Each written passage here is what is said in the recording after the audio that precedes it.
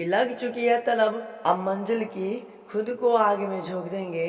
मंजिलें कहती है तुम्हारा जाएगा, दिल कहता है देख लेंगे। हेलो दोस्तों, स्वागत करता हूं आप लोगों का आप सभी के प्यारा सा यूट्यूब चैनल सफ़र सक्सेस लाइफ में। दोस्तों, आज के इस क्लास में हम लोग क्लास 12 के पॉलिटिकल साइंस का मॉडल पेपर पर आधारित most important objective question answer करने वाले हैं, जो कि आपके बोर्ड एग्जाम की दृष्टि से बहुत ज़्यादा इंपॉर्टेंट है। सो दोस्तों, मेरा सजेशन है कि आप इस वीडियो को इन तक जरूर देखिएगा, बीच में बिल्कुल स्किप करने की ज़रूरत नहीं है। ठीक है दोस्तों, तो चलिए क्लास को स्टार्ट करते हैं। उससे पहले यदि आप हमारे चैनल पर पहली बार विजिट किए हैं तो चैनल को कर दीजिए सब्सक्राइब और बेल आइकन को प्रेस करके ऑल नोटिफिकेशन को ऑन जरूर कर लीजिए। चलिए दोस्तों, आज के इस क्लास को हम लोग स्टार्ट करते हैं। यहाँ पर आप देख पा रहे हैं सबसे पहला क्वेश्चन क्या है। तो सबसे पहला क्वेश्चन यहाँ पर कहता है कि इंडोनेशिया इस देश का उपनिवेश था। इंडोनेशिया जो था वह किस देश का उपनिवेश था। तो यहाँ पर देखिए ऑप्शन है, पहला ब्रिटेन है, दूसरा आपका हालैंड है, तीसरा आपका फ्रांस है एंड चौथा आपका पुर्तगाल है। तो इसका जो करेक्ट आंसर हो जाएगा वो हो जाएगा आपका ऑप्शन नंबर डी, अर्थात पुर्तगाल हो जाएगा। ऑप्शन नंबर डी क्या हो जाएगा सर, आपका पुर्तगाल हो जाएगा, यानी इंडोनेशिया पुर्तगाल का उपनिवेश था। इतना बात क्लियर है। चलिए अगला क्वेश्चन हम लोग देख लेते हैं। अगला क्वेश्चन नंबर 2 कहता है, क्या कहता है इसको समझिए। क्वेश्चन नंबर 2 कहता है यहाँ पर कि वर्मा किस देश का पुराना नाम है। वर्मा जो है वह किस देश का पुराना नाम है, ये पूछ रहा है क्वेश्चन। ठीक है, तो इसमें देखिए पहला है भारत का, दूसरा है श्रीलंका, तीसरा आपका म्यांमार एंड चौथा आपका नेपाल। तो मैं आपको बता दूं, इसका जो करेक्ट आंसर हो जाएगा वो हो जाएगा आपका ऑप्शन नंबर सी, अर्थात म्यांमार का वर्मा पुराना नाम है, यानी सी ऑप्शन क्या हो जाएगा सर, आपका करेक्ट हो जाएगा। और यह मोस्ट इंपॉर्टेंट ऑब्जेक्टिव है, बहुत बार एग्जाम में पूछा गया है। ठीक है, इसे आप जरूर याद रखिएगा। चलिए अगला क्वेश्चन हम लोग देख लेते हैं मेरे प्यारे दोस्तों। अगला क्वेश्चन क्या कहता है, अगला क्वेश्चन कहता है कि यूरोपियन संघ का मुख्यालय कहाँ अवस्थित है।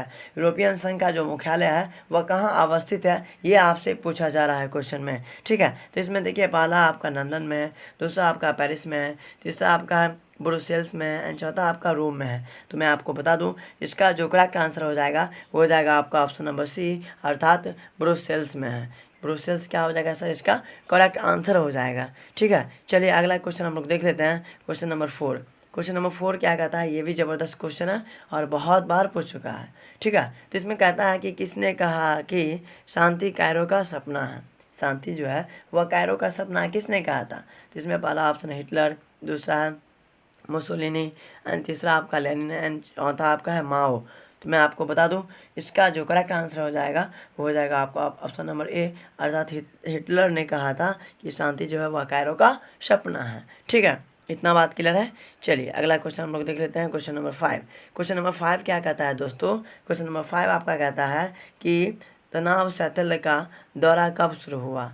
तनाव शैथिल्य का जो दौरा हुआ वह कब शुरू हुआ, ये आपसे पूछा जा रहा है क्वेश्चन में। ठीक है, तो इसमें देखिए 1945 के बाद, 1960 के बाद या फिर 1970 के बाद। तो मैं आपको बता दूं, इसका जो करेक्ट आंसर हो जाएगा वो हो जाएगा आपका ऑप्शन नंबर सी, अर्थात 1970 के बाद शैथिल्य का दौर शुरू हुआ। ठीक है, इतना बात क्लियर है। चलिए अगला क्वेश्चन देख लेते हैं। Question number 6। क्वेश्चन नंबर 6 क्या कहता है दोस्तों, तो क्वेश्चन नंबर 6 आपका कहता है कि दूसरे विश्व युद्ध के उपरांत कौन सी 2 महाशक्तियाँ उभर कर आई थी। तो इसमें देखिए पहला ऑप्शन है आपका संयुक्त राज्य अमेरिका और चीन, दूसरा आपका सोवियत संघ और यूनाइटेड किंगडम एंड तीसरा आपका संयुक्त राज्य अमेरिका और सोवियत संघ एंड चौथा आपका उपयुक्त में से कोई नहीं। तो मैं आपको बता दूं, इसका जो करेक्ट आंसर हो जाएगा वो हो जाएगा आपका ऑप्शन नंबर सी, अर्थात संयुक्त राज्य अमेरिका और सोवियत संघ इसका करेक्ट आंसर हो जाएगा, यानी सी ऑप्शन क्या हो जाएगा दोस्तों, करेक्ट है। चलिए अगला क्वेश्चन हम लोग देख लेते हैं। Question number 7। क्वेश्चन नंबर 7 क्या कहता है, इसको समझिए। क्वेश्चन नंबर 7 में कहता है कि सोवियत संघ के विभाजन के बाद रूस का प्रथम निर्वाचित राष्ट्रपति कौन था। तो इसमें देखिए पहला ऑप्शन है ब्रेजनेव है, दूसरा ऑप्शन है इसका येल्त्सिन है, चौथा आपका स्टालिन है, तीसरा आपका स्टालिन है, चौथा आपका गोर्बाचोव है। तो मैं आपको बता दूं, इसका जो करेक्ट आंसर हो जाएगा वो हो जाएगा आपका ऑप्शन नंबर बी, अर्थात येल्त्सिन जो है इसका करेक्ट आंसर हो जाएगा। ठीक है मेरे प्यारे दोस्तों, उसके बाद देखिए अगला क्वेश्चन कहता है क्वेश्चन नंबर 9।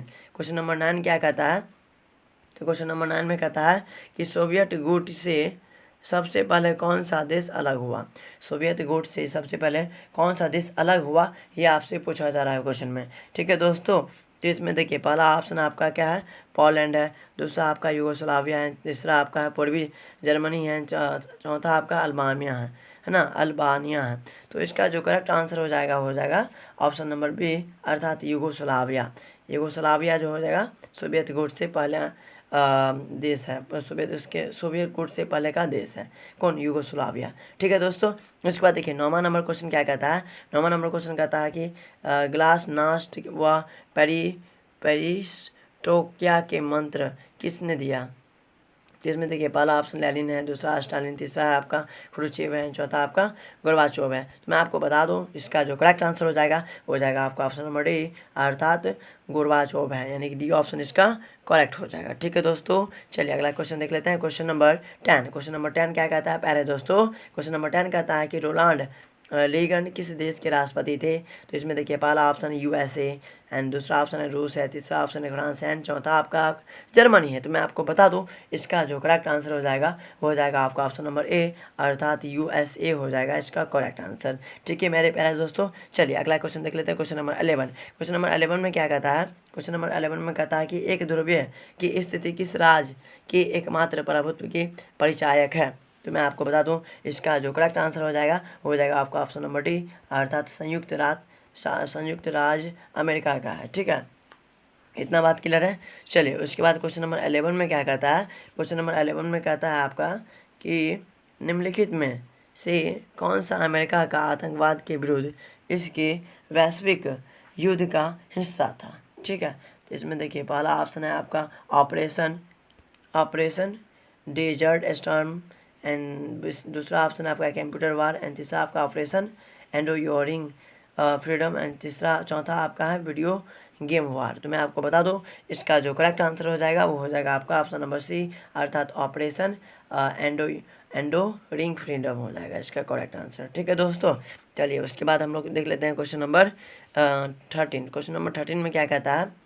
तो क्वेश्चन नंबर 13 में कहता है कि पूर्व के नए आर्थिक बाघों की कोटि में किसे रखा जाता है। तो इसमें देखिए पहला आपका जर्मनी है, ठीक है, दूसरा आपका जापान है, तीसरा आपका मलेशिया है, चौथा आपका चीन है। तो मैं आपको बता दूं इसका जो करेक्ट आंसर हो जाएगा आपका ऑप्शन नंबर सी, अर्थात मलेशिया उसका करेक्ट आंसर हो जाएगा। ठीक है दोस्तों, चलिए उसके बाद हम लोग देख लेते हैं क्वेश्चन नंबर 14। क्वेश्चन नंबर 14 में क्या कहता है। क्वेश्चन नंबर 14 में कहता है कि किस देश के साथ भारत ने मित्रता व व्यापार करने की संधि की जिसका प्रस्ताव हुए। पहला सोवियत संघ है, दूसरा संयुक्त राज्य अमेरिका, तीसरा आपका चीन है, चौथा आपका पाकिस्तान। तो मैं आपको बता दूं दोस्तों इसका जो करेक्ट आंसर हो जाएगा आपका ऑप्शन नंबर सी, अर्थात चीन के साथ उन्हें मित्रता व व्यापार की संधि प्रस्ताव की। ठीक है, उसके बाद देखिए फिर अगला क्वेश्चन कहता है क्वेश्चन नंबर 15। तो क्वेश्चन नंबर 15 में क्या कहता है प्यारे दोस्तों, इससे समझिएगा, बहुत इंपॉर्टेंट क्वेश्चन है। ठीक है, क्वेश्चन नंबर 15 में कहता है कि वर्तमान में कौन आसियान का सदस्य नहीं है। वर्तमान में कौन आसियान का सदस्य नहीं है, ये आपसे पूछा जा रहा है क्वेश्चन में। ठीक है दोस्तों, तो इसमें देखिए पहला ऑप्शन आपका है इंडोनेशिया है, दूसरा आपका फिलिस्पीन है, तीसरा आपका अल्जीरिया है, चौथा आपका मलेशिया है। तो मैं आपको बता दूं दोस्तों इसका जो करेक्ट आंसर हो जाएगा आपका ऑप्शन नंबर सी, अर्थात अल्जीरिया हो जाएगा इसका करेक्ट आंसर। ठीक है दोस्तों, चलिए उसके बाद हम लोग देख लेते हैं क्वेश्चन नंबर 16। क्वेश्चन नंबर 16 में क्या कहता है कि आसियान आर्थिक समुदाय का उद्देश्य है। आसियान आर्थिक समुदाय का उद्देश्य क्या है, ये आपसे पूछा जा रहा है क्वेश्चन में। तो इसमें देखिए पहला ऑप्शन है आपका आसियान देशों का साझा बाजार और उत्पादन तैयार करना, दूसरा आसियान क्षेत्र के सामाजिक और आर्थिक विकास में मदद करना, तीसरा ऑप्शन है आपका आसियान क्षेत्र के देशों के आर्थिक विवादों को निपटाने के लिए निर्मित करना है, चौथा आपका इसमें से सभी। तो मैं आपको बता दूं इसका जो करेक्ट आंसर हो जाएगा आपका ऑप्शन नंबर डी, अर्थात इनमें से सभी। ऑप्शन नंबर डी इसका क्या हो जाएगा सर, करेक्ट हो जाएगा इनमें से सभी। उसके बाद देखिए क्वेश्चन नंबर 17 क्या कहता है, इसको समझिए। क्वेश्चन नंबर 17 में कहता है कि आसियान का 20वां शिखर सम्मेलन अप्रैल 2012 में कहाँ आयोजित हुआ था। तो इसमें देखिए पहला आपका ऑप्शन दे रहा है यहाँ पर मलीना में, दूसरा ऑप्शन न्यूयॉर्क में, तीसरा ऑप्शन आपका है निम्पे में, चौथा आपका जोहान्सबर्ग में। तो मैं आपको बता दूं इसका जो करेक्ट आंसर हो जाएगा आपका ऑप्शन नंबर सी, अर्थात नोमपेह में हुआ था। ठीक है, इतना बात क्लियर है। चलिए उसके बाद हम लोग देख लेते हैं क्वेश्चन नंबर 19। क्वेश्चन नंबर 19 में क्या कहता है कि दक्षिण एशिया के किस राज्य में माओवादियों ने उथल पुथल मचाई है।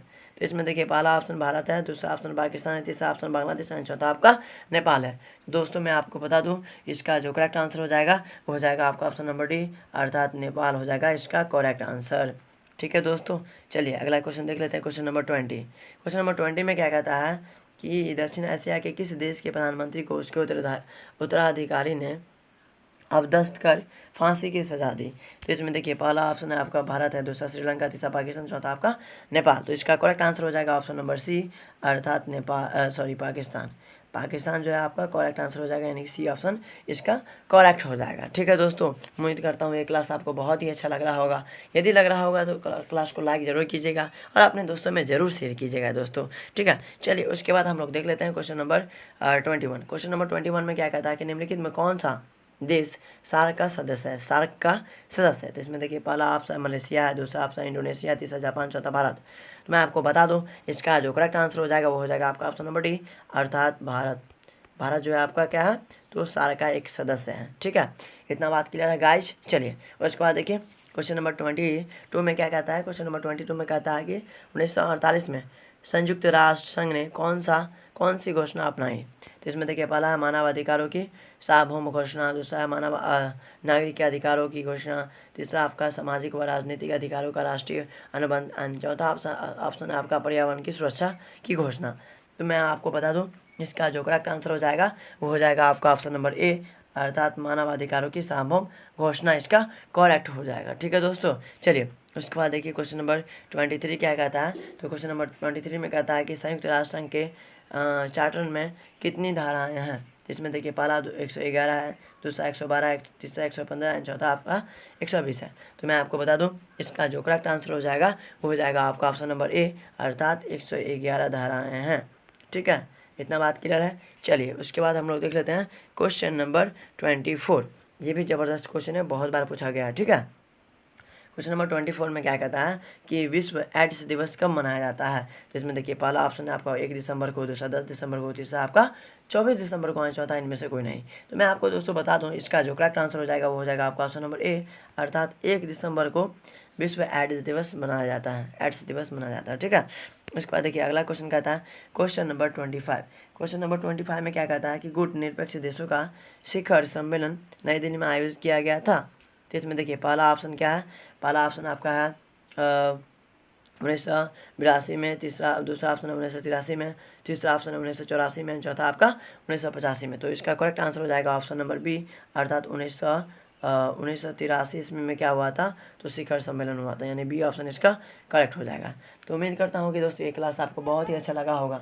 यदि सच में आपको पसंद आया तो वीडियो को लाइक कीजिएगा, चैनल पर नए हैं तो चैनल को भी सब्सक्राइब करके बेल आइकन को प्रेस करके ऑल नोटिफिकेशन जरूर ऑन कर लीजिएगा और अपने दोस्तों में शेयर करना बिल्कुल न भूलिएगा। और कमेंट जरूर कीजिए कि अगला वीडियो में किस टॉपिक कौन सा सब्जेक्ट का ऑब्जेक्टिव क्वेश्चन लेके आऊँ। ठीक है, कमेंट करके जरूर बताइए हमको। ठीक है, मिलते हैं एक नई वीडियो में, तब तक के लिए वंदे मातरम।